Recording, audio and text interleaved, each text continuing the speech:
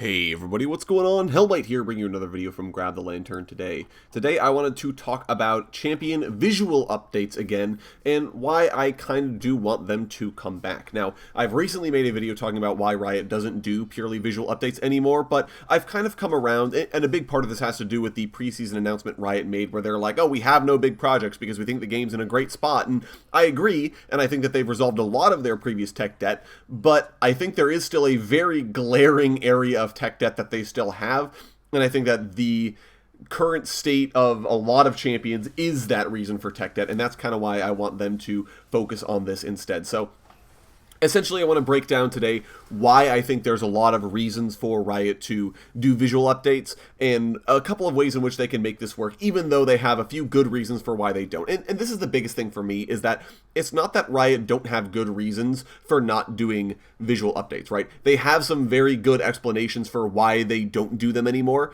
and I've talked about these before, so I'm not going to go into it in too much depth. If you're interested, you can watch the video that I've made about it previously, which I've got linked down in the description. But generally speaking, the main argument that Riot has, and there are a couple of arguments they have, but the main one is that to purely update a champion's visuals is the vast majority of the work that it takes for them to do a full VGU. So in that situation, why bother just updating the visuals, right? You may as well look at the champion for a potential update in terms of gameplay as well, rather than just say, well, all we're going to do is the visuals at the same time, because if that champion then ends up getting work done at a later date, well, they were going to need their particles changed in that period of time regardless. The second major reason that Riot has for not doing purely visual updates is, and this isn't an article that they've made publicly, I want to make clear, but it's a fairly easy to infer argument, is that Riot only see champions as vessels for mechanics and not as actual characters. And therefore there's really nothing to be gained from only updating visuals. And this is an argument that you can easily see in their article where they talk about monster champions and humanoid champions versus regular human champions, right? So this isn't something that Riot have like legitimately come out and said like, oh, we only think champions are visuals, but they've more or less implied it. They've essentially said, we think the biggest reason to continually add new champions to the game is to update the mechanics of the game and to add something new mechanically to the game. But they essentially, there's no argument here for characters, right? They don't care about the character perspective on them. They care about what is the character doing in game. This first argument is a little bit harder to address, and that's, you know, how can you justify updating a character purely visually when you could also look at them for updates at the same time? That's a harder argument to address, and I'll address that later. But the argument about characters as only being vessels for mechanics, that argument I don't think holds water at all, and that's what I'm going to talk about here first. And I think the biggest thing is you can debunk that argument in the exact same article that Riot initially published this opinion in, right? In that same article, Riot talked about how non-human and humanoid champions don't do as well as human champions, and essentially say people want to play champions that resemble them or that look good. And this is obvious in terms of the kinds of releases that we've seen come out recently, in terms of when you look at champions like Viego, Set, and Akshan all coming out with, you know, being shirtless hot guys as opposed to, you know, maybe slightly uglier dudes.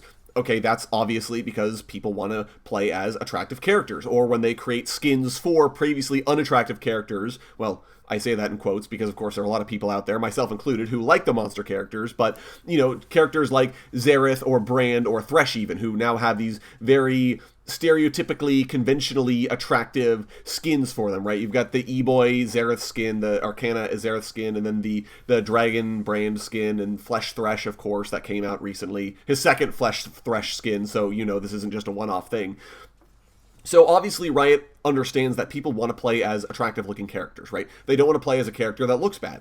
And so if that's the case, all of these characters that you have sitting around that don't look very good, why would you not then have an emphasis to update them? Like, if you can imagine how popular a champion would be, like Caitlyn, who is a popular champion already, but imagine how popular she would be if she had an appearance similar to that of her Legends of Runeterra artwork, which people were going absolutely gaga for over on Twitter when that got revealed, right? Or a champion like Cho'Gath, who has so much potential and could be a really, really cool character, that sadly doesn't look like that because he's got a dated model, right? Imagine, if you will, that you had a situation where that is the case, right? Like, if you update those characters visually, they're going to look so much better, and you're going to have people who are very excited to play the game again, who want to spend more time playing the game because suddenly their favorite character doesn't look like garbage.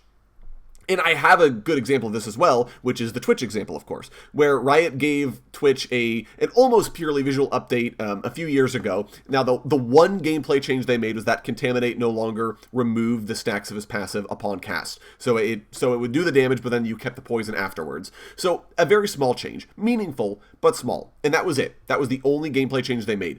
And Twitch's win rate and play rate both shot up to such high numbers that Riot actually ended up having to nerf the champion. A champion that had previously looked like absolute garbage, by the way. Like, Twitch was one of the original 40 champions. He was so bad looking. And Riot gave him a VGU, and then all of a sudden people play him enough that he needed balance changes. Even though this champion hadn't been up for balance changes in years, but all of a sudden, that's where we're at. And that's like a very clear argument to me how much work a VU can do towards making people want to play champions again. Remember, this is an almost purely visual update, right? Like, there wasn't a big gameplay change here. There wasn't a big, massive augmentation on what exactly was going on there. Like, essentially all they did is just say, hey, Twitch, you don't look like garbage anymore. We're getting rid of your, 5-year-old model. We're getting rid of your 5-year-old, appearance and animations and voiceover, and we're going to make you actually look like a modern champion. And that did a ton. So for Riot to then look at VUs and say there's nothing worth doing here, there's just no argument to be made there. Very clearly, this does have an effect on your game and gameplay in terms of like how popular things can be if you go for it. And finally, I've talked about this before, is fandom. So I've done a previous video for this, so if you are interested, I will have that link down in the description, and I go into it in more depth. But suffice it to say that when people... if League of Legends ever dies at some point, right, people are never going to reminisce about League of Legends from a mechanical perspective, right? They're not going to be like, oh yeah, with this character, you used to be able to stun lock a guy for like 3 seconds, or this character had a mechanic where if you hit the dude, then you can activate the ability and do another thing to it, right? Like, that's not what people are going to talk about when they talk about League of Legends. They're going to talk about their favorite character. They're going to talk about how much they like Garen and how he was a stalwart symbol of justice, or they're going to talk about Lucian and his drive to not only rescue his wife first, but then to kind of keep her safe, even as they plunge into the maw of Viego's whole ruination thing, right? They're going to talk about their character moments. They're going to talk about what they liked about the character.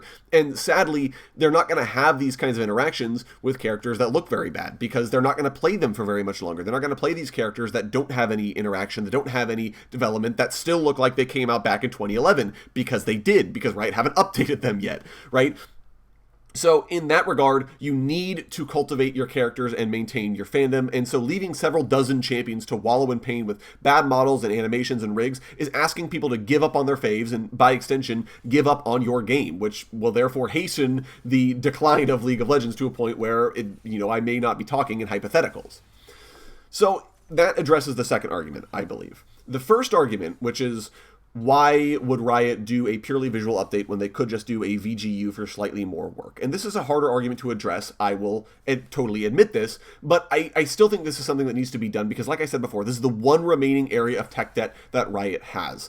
And realistically, if you think about all of the champions in the game, right? Riot only kind of started to make the conscious decision to slow things down and to do things in a more sustainable manner back around Season 3, where they said, hey, maybe we won't release a champion every single patch cycle, right? Like, maybe we'll slow it down so we can actually create champions that are easily balanced and have stronger character identities and that are just better characters overall, right? And if you look at the sort of numbers here, champions released since Season 3 have almost all been fine from a design perspective. There have been a couple of champions that have needed or still need reworks, right? Like Aatrox needed a rework and got one. Quinn still needs a rework. But for the majority, any champion released past Season 3 has been totally fine. The same, however, can't be said for the champions that have been released prior, which, and I'm going to break numbers down here real quick, is the majority of all champions ever released in the game. There have been about 50 champions that have come out since Season 3, which means that therefore there have been 100 or 2/3 of all champions in the game came out before that. They came out in the first 2 years of the game when Riot weren't prioritizing sustainability or creating good characters. They were prioritizing just getting champions out the door.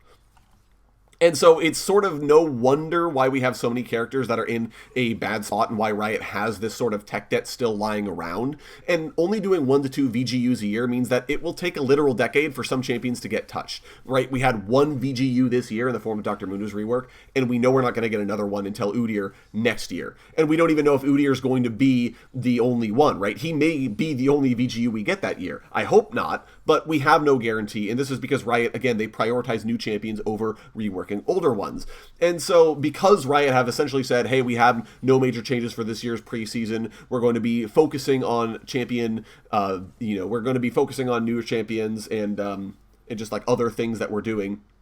Because you don't have this tech debt, the tech debt you have are your champion designs. And I feel like that's what you should be focusing on more than anything else. And so this makes now the perfect time to do it. And so there are a couple of ways I feel like Riot can shake this out and make it so that champion VUs can actually be a viable thing for the future going forwards. The first of which is to do more years of VGUs, which they've done before, where they've essentially said we're not going to release new champions or many new champions this year. We're only going to do, like, let's say 2 new and 4 reworks. And while this has been really good, I think, at making progress, and especially, consistent progress, Riot's basically said that they don't like doing this because if players already didn't like a character, odds are a VGU wasn't going to get them interested in that character because the character was going to stay largely the same from a mechanical perspective. They're going to stay the exact same from a character perspective. If you already didn't like Aurelia or Akali or Nunu and Willem beforehand, odds are a VGU wasn't going to endear you to them too much. In that regard, I kind of understand, so I get why they probably wouldn't end up doing this, but it would make a huge progress towards Riot resolving this remaining tech debt. The other thing they could do is spin up the VGU team again. Now, previously, Riot had a team dedicated to new champions and then a team dedicated to VGUing old ones. Now, these teams were eventually folded together because they basically needed the same resources in most situations, which is another reason I don't think this particular solution is likely to happen. But now that they have more bandwidth and they have a bigger company and they have a lot more going on, I feel like this team could come back and focus on VGUs and really start making some progress on getting these champions done, because now you're not trying to slot a VGU in awkwardly wherever you have an opportunity to in your release cadence. You have them coming out consistently. You can maybe say, we're going to commit to releasing 3 VGU champions a year, and that way, again, you have consistent progress being made towards getting rid of this tech debt. The other thing you could do, and this is kind of what I'm getting at with the whole preseason thing, is that you can make it a preseason project. There are a lot of older champions that have really good gameplay, and they just need new visuals, right? If you think about champions like the aforementioned Caitlyn, or Ashe, or Blitzcrank, or even a Mumu who's getting some small changes, but that will make him feel a lot more like a newer champion, right? You have the opportunity to, like, these champions don't need gameplay, and I have to think that updating a champion's visuals, and not their visuals and gameplay both, it still has to be faster to do it just visuals than doing it both, right? Like, there's just no way around it. I can't think that the only bottleneck is art. And so I could see maybe Riot doing a year where they start a year off by releasing, let's say, 4 to 5 VU'd champions as the big preseason change, and maybe they have a 5th or 6th champion that got a full VGU that will get players interested from a mechanical perspective.